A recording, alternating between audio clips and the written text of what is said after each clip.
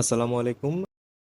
আজকের ভিডিওতে আমরা দেখব কিভাবে আমরা স্কেচআপের যে ইম্পর্টেন্ট টুলসগুলো আছে সেগুলো আমরা আমাদের সামনে আনতে পারবো। তো আজকের স্কেচআপের প্রথম লেকচার ছিল, তো অনেকেই এই প্রবলেমটা ফেস করছেন যে সামনে টুলসগুলো আসে নাই, শো করে নাই। তো আজকে আমরা দেখব এটা কিভাবে আমরা আমাদের সামনে আনতে পারবো। তো আজকে যে টুলসগুলো আমাদের সামনে আসবে সেই টুলসগুলো অ্যাকচুয়ালি বিগিনার লেভেল থেকে ইন্টারমিডিয়েট লেভেল পর্যন্ত আপনারা ইউজ করতে পারবেন, কিন্তু অ্যাডভান্স লেভেলের জন্য আরও বেশি অ্যাডভান্স টুলসগুলো আছে, এক্সিস্ট করে। প্লাস হচ্ছে ওয়্যার হাউস এক্সটেনশন এগুলোও আছে। তো সবার আগে আমরা এই যে টপ লেফট কর্নারে এখানে ভিউ নামের অপশনে আমরা চলে যাব।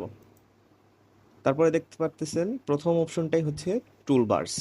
তো টুলবার্সে ক্লিক করার পরে এই যে দেখেন এগুলা সবগুলা হচ্ছে আপনার এক্সিস্টিং টুলগুলা।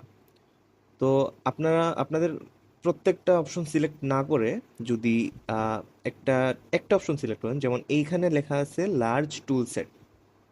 ঠিক আছে, তো লার্জ টুল সেট যদি আমি সিলেক্ট করি, দেখেন আমি সিলেক্ট করার পর ক্লোজ দিয়ে দিলাম। এখানে আমাদের সবগুলা ইউজফুল টুলস চলে আসছে।